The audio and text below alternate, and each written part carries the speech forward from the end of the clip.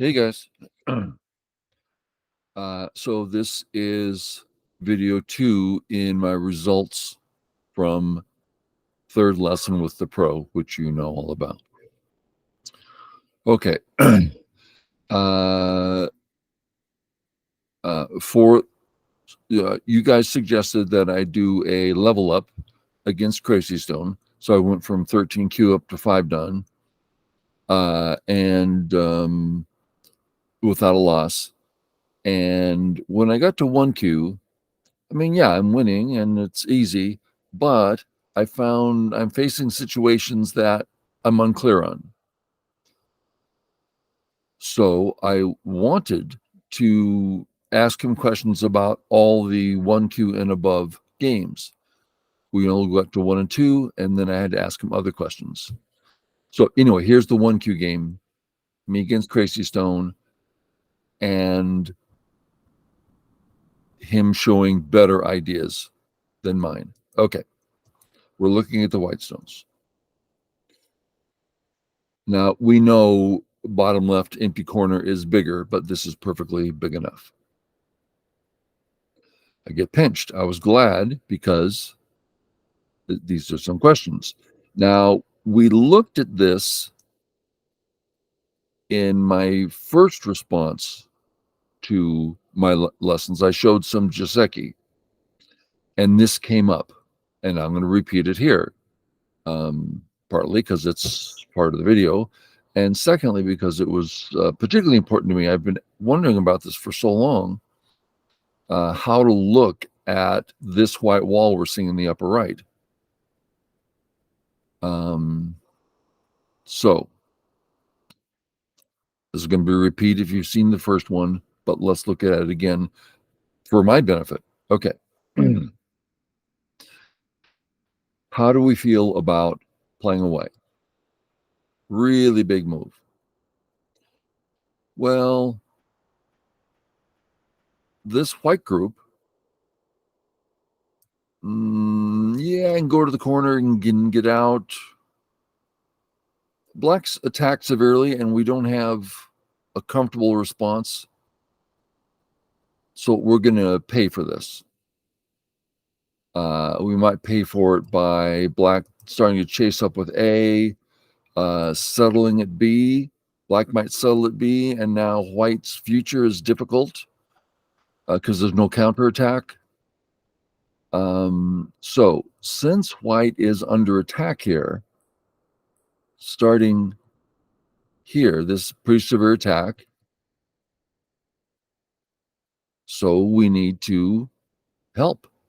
That's the basic thing, and this is based on that tight black pinch. How do we help? Counterattack in the center? Yeah, but we're still not settled and black is. Okay. Coming out, we're handing away points. Please take points in security as I play in the center and you get the side. It doesn't make sense. Now, we can form boards where it does make sense, where center is bigger than corner or side, but those are specialty boards. So how do we help? We help by counterattacking. Not a loose counterattack, which means less defense, but rather a severe counterattack. So he's like, oh, no, black is weak, therefore white's not so weak. Okay. So with the tight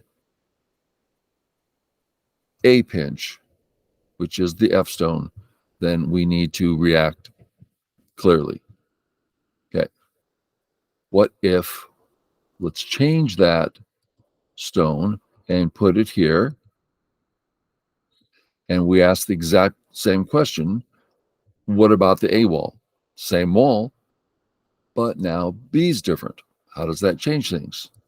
Well, all of a sudden, yeah, we can go to 1 like before, but now we can head over 2. There's a whole nother room.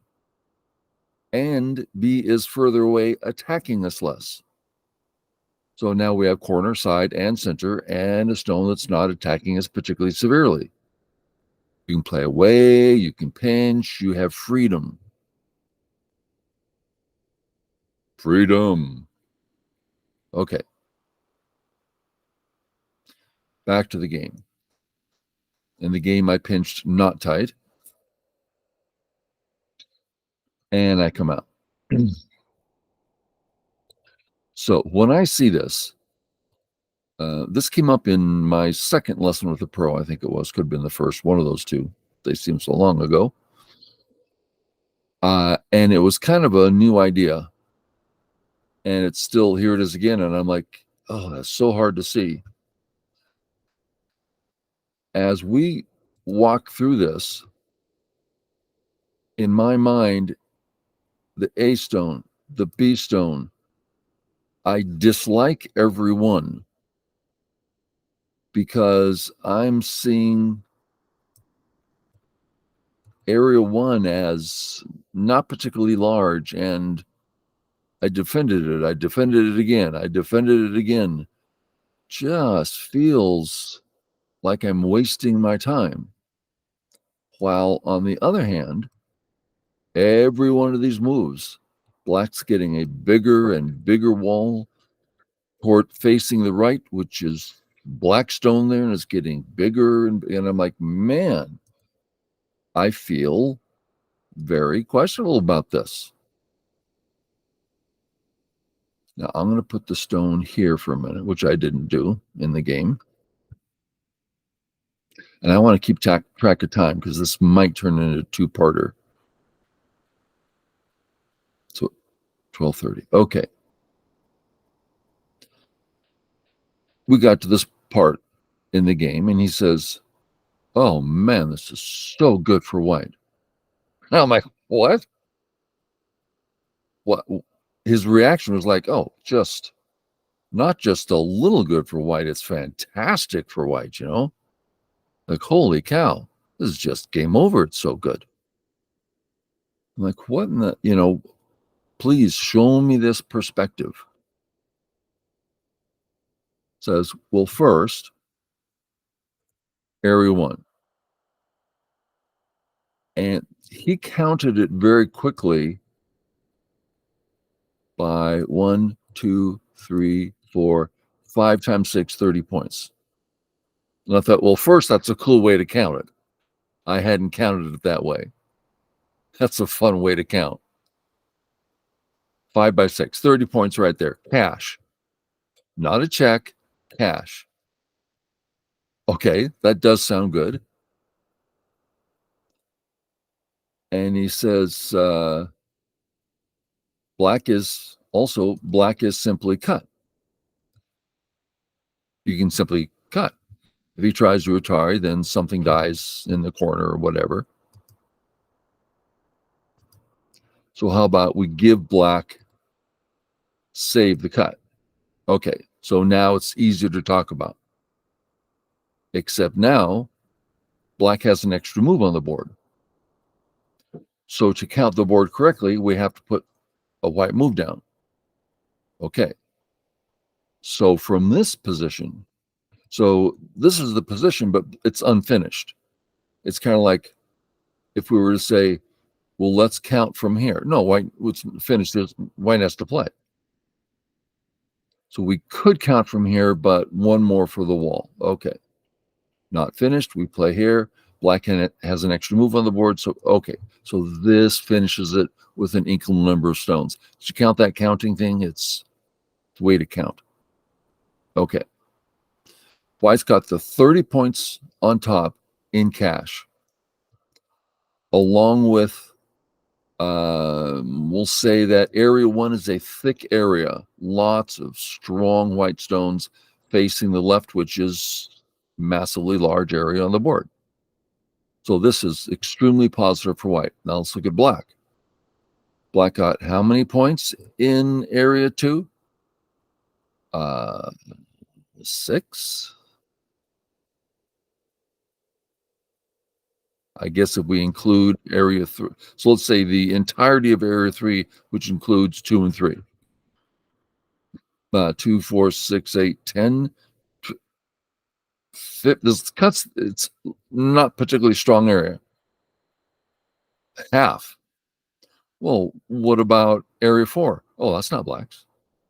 I can simply plop in anytime he wants, and everything's fine. If we take, and this is something that was hard for me, I counted more for black here, but if, let's say, we take away the entirety of the black A structure in our minds, and we go, well, we know this white stone can go to the corner, can go to the side, and go to the center. Now we put all those A stones back. Nothing changes. These three are still there. A white move to 2 has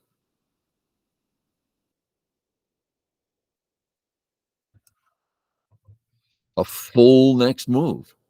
It's not like I'm playing next to a thick wall. Okay. So this is one of the things in the game that I was really glad to see, is this perspective of white's wonderful here and black's not.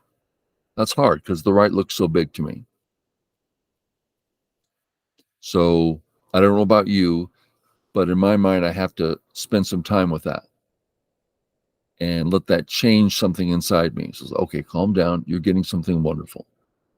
Okay, now we move forward. I played here thinking, I've got so many white stones there. It's time to say, I'm fine. Let's move on. He said this move would never cross my mind because I would be so happy with this move. I wouldn't even think of anything else. And I thought that was a cute thing to say. Okay. So I play here, and this stupid 1Q computer, I don't consider 1Q that impressive. No offense to any 1Qs out there. But all of a sudden, he plays here, and I'm like, okay. Then here, I'm like, okay. Okay. And I'm getting pushed around, and my 30 points has come down to 20. And it's like, what in the heck happened? And I felt quite pushed around. So my response to that was, man, I don't want to lose more. So I better just fix. Well, what about the co? Well, if I play co and lose, my 30 points is down to 10. I mean, it's all that black stone's going to live, and the cuts start showing themselves. So we hear two things in my voice: fear. Yeah, you can't let that happen on the go board. You have to play correctly, not fearfully. Just like in your poker hand, right? You guys know poker. Scared money, you just can't win poker with scared money. Same thing here. Secondly, I'm focused on points rather than position. Something I've always had trouble with. I want my points. Don't take them away. It's like, oh, please take my points. I'll go get everything else. Okay, so the call is necessary. Also, he has 0 co-threats. For instance, Tari, I'm going to play co. No, you're not. Okay, that's not a co-threat. I don't care. I'll just take, right? Meaningless. What threat does he have? Well, the biggest threat he has is here. I'm going to hurt that stone. Like, okay, I heard it. Aha, I've heard it. Give me a break. I mean, my 30 points has gone to 40, and I have no weaknesses. He simply got some extra points in the corner. So the point is there's no co. But I fearfully stepped back.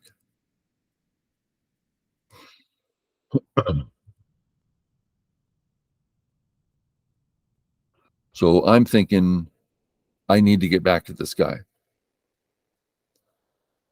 This 1Q can't push me around. I'm going to Hane it A, take his eyes down to nothing, and just, hit him right back. Well, that's irrational. That's playing by ego. Now, I'm spending time on this video talking fear, ego. Now, for me, that's what goes about.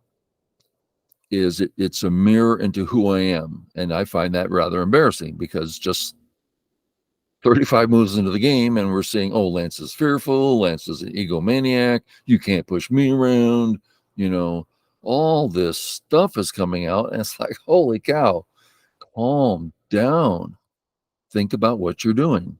So I'm pushing here.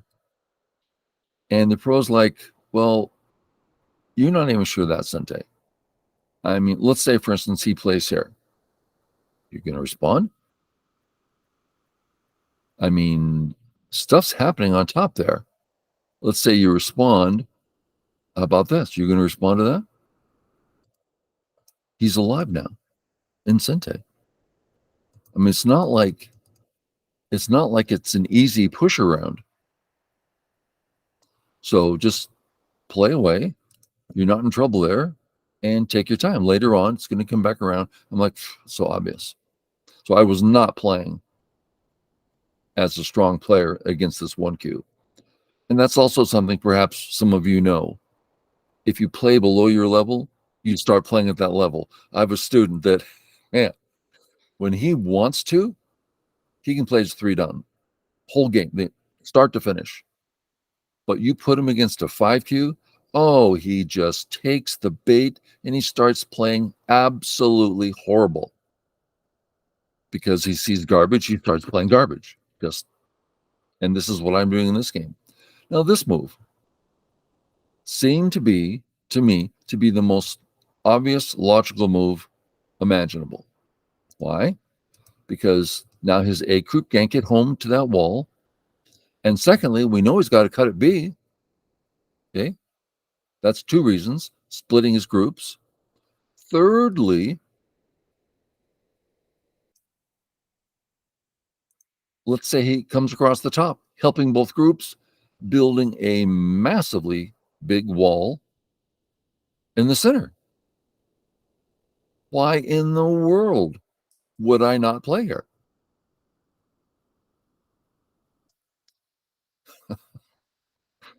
You look back at like, what was I thinking? And you try to recreate it and like, well, it doesn't make sense now, but that's what I'm thinking. That's why I'm playing this move.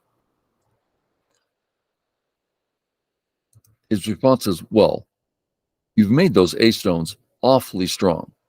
So the cut isn't particularly meaningful at the moment. That is to say, boom, boom. Okay, now you're going to go attack those black stones. That's a lot of black stones. Okay. Secondly, black's A group is out. Attacking a group that's out doesn't make a lot of sense. Okay.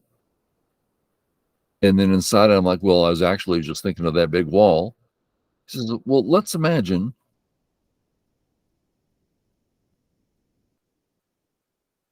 black gets that free move, gets the big wall, and in turn, you get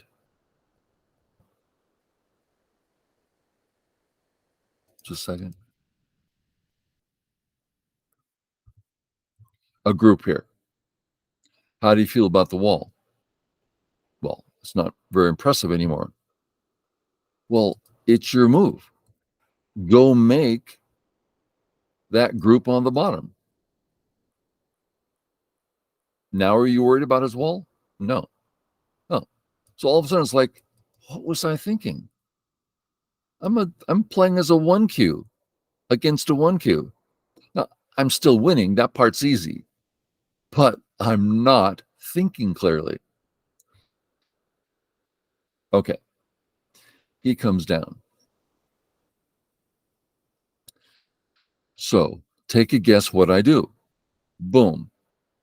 Why wouldn't I? Well, it's not like it's bad. But what would happen if we played patiently? Really big move, right? Empty corner, big area. and he says, aha, now you can't cut me. It's a complete, you get a whole move out of it. So it's not like there's a rush. Go prepare, go play a big move, prepare for the cut. No reason to play it now. Duh, I know all this stuff. A little embarrassing to have it shoved in my face. On top of which, there's two cuts here. I cannot for the life of me think why I played this move. If one of my students played this move, I would slap their hand so fast. What are you thinking? Have I taught you nothing? It's embarrassing. At least cut at A. That's the move that surrounds him, and now we're taking a big area on the left, if he lets us. I played, it's like, what a tiny little area, right? Boom, boom, boom. I better capture, boom, boom, boom. It's like, I picked up an extra 5 points, and he got everything else.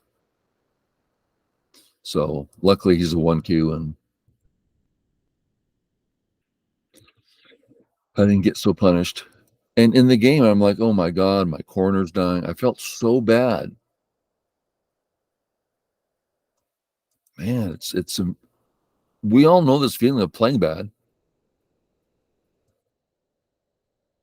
And now, if I submit, I'm not even alive, so I have to fight back. And I'm just hoping I'm going to, survive.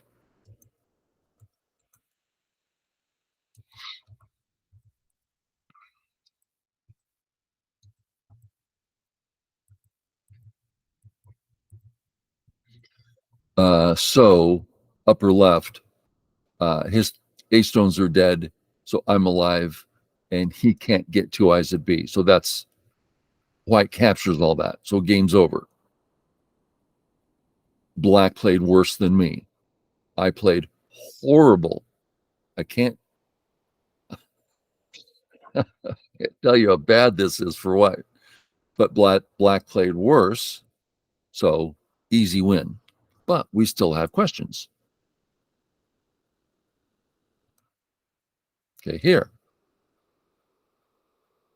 It looks like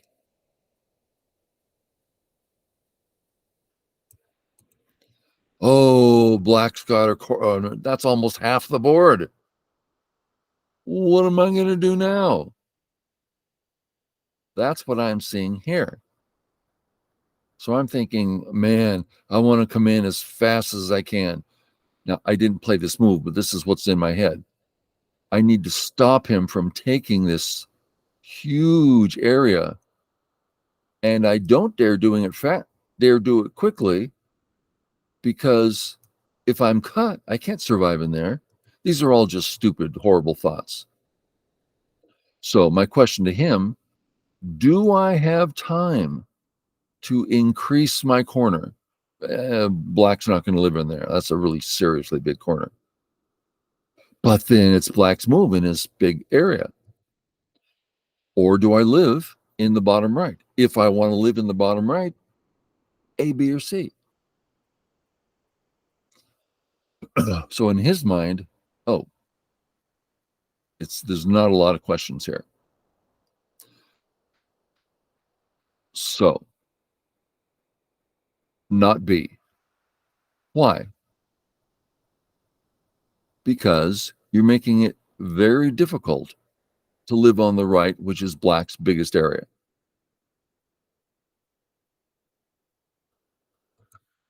That is very hard now to live on the right. Why would you do that? Because it's easy life in the corner. Well, this is also easy life. Oh, well, I guess that's true. And he says, secondly, if you want, this isn't so bad, because it's not like this moving allows black to take the right. You're simply living on the bottom, which is a big area. This is not bad, because you're getting a really big area. and there's more to come. And black can't take the entire bottom right in one move. So this is fine too. So that attitude I just did not have. I was so playing in fear in this game. So in this area, that black stone is a strong stone, so it's only natural to contact it. For what purpose? Oh, bare minimum information. It might result in this white group living. It might result in just Aji and play somewhere else. So we spent some time looking at this. So let's look at this result. Okay, what's up? Well, heck, counterattack. And check out area 1. Black has played so many thick moves there and gotten a handful of points. While white's out there playing so many free moves, attacking a single black stone. So just very positive. So let's say instead black comes up. Well, here's a question. A lot of people don't know this move. They don't use it. Very useful move.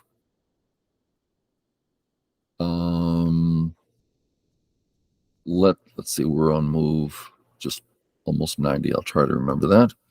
Let's look at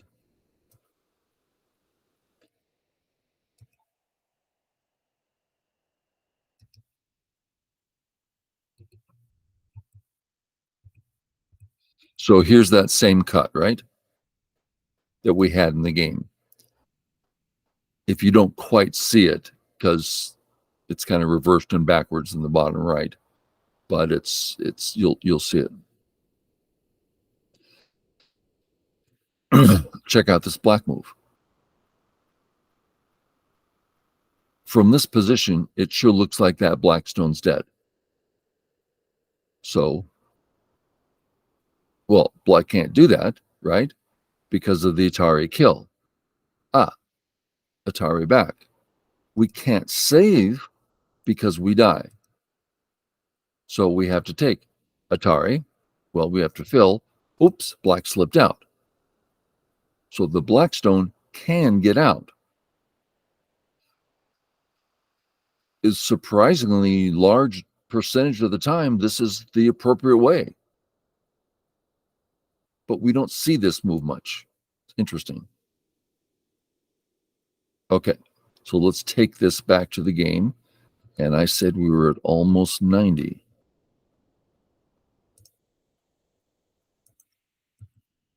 So if black comes up, you see it's the same situation. So what if black plays this way? That's the question. Because we want black to play this way. Well, that's easy. We got ourselves an eye, and he can't stop the second one. Okay. So what if he plays this way? So idea 1 is, on this board, it doesn't work. Those white stones simply die. Okay. There's boards where it's perfect for white. Okay. So does that mean that this move is a mistake? Yes. This move? No. Why? Well, let's start with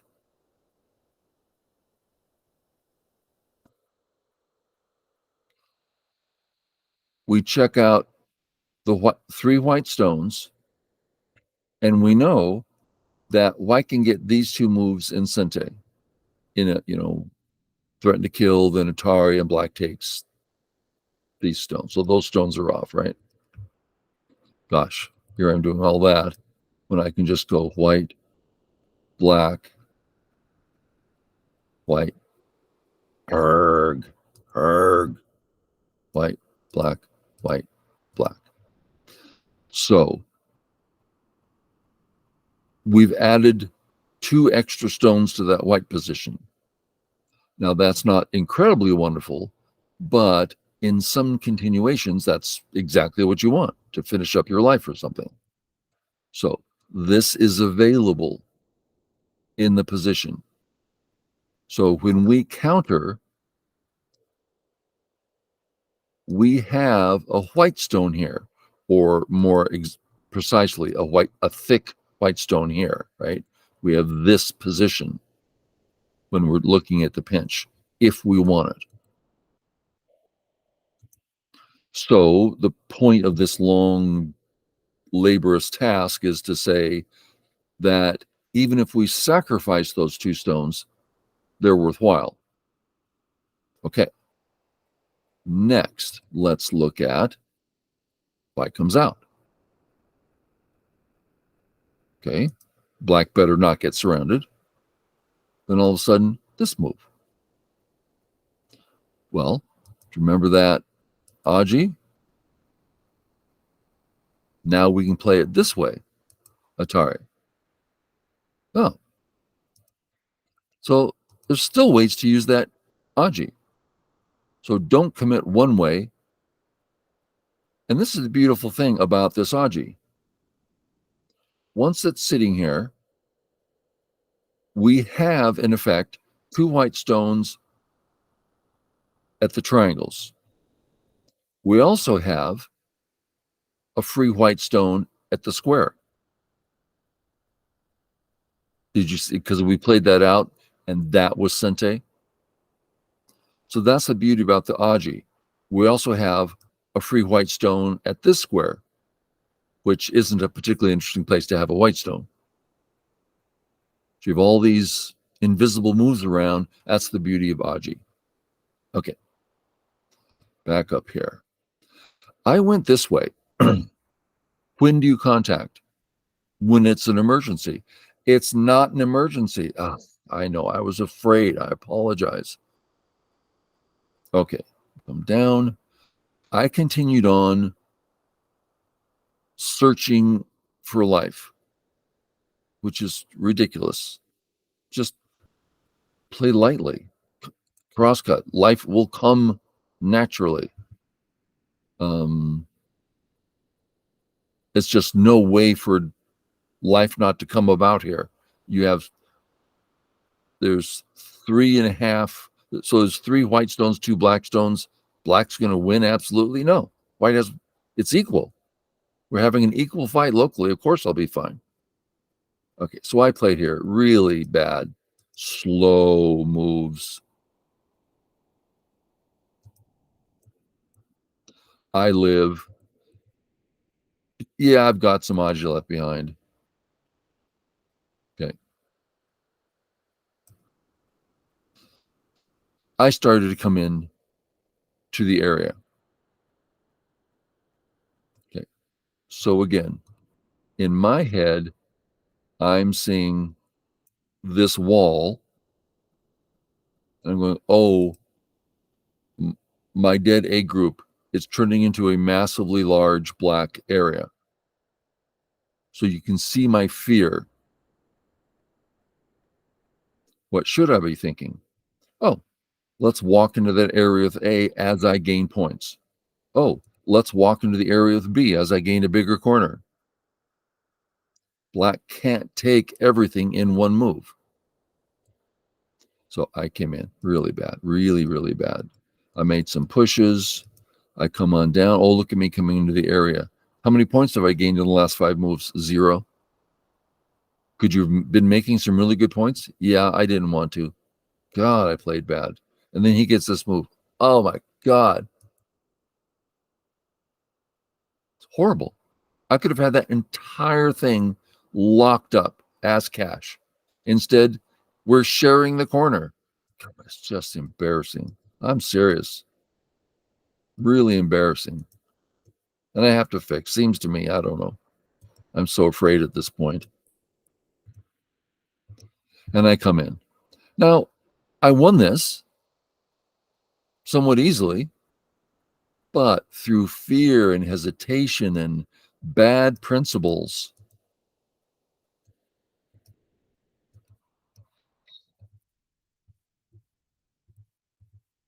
And I should Atari there, right? I didn't Atari there. So he ends up getting very little. But that's just because he doesn't know how to play Go. He's a stupid 1Q computer. And my co-threats all, yeah. And white wins easily. Okay. Hopefully, I gotta tell you, it's embarrassing showing my face like this, showing my fear and my slow play. And as I go, you can look at the other videos that don't relate specifically to the pro lesson, where I did the Crazy Stone level up. And the higher I go, the stronger I play. It's just stupid. Why don't you play that strong the whole time? When you play against stupid players, you tend to play stupid. And in this game, it brought out all these bad things. So you get to see them. And, but I find it incredibly helpful to see these positions that stupid people get into. Here I am playing stupid. Well, what do? Stop playing stupid. Take a look at and play accordingly. Okay, enough talking. I hope it was useful, educational. It certainly was to me. And we'll catch you all next time. Bye.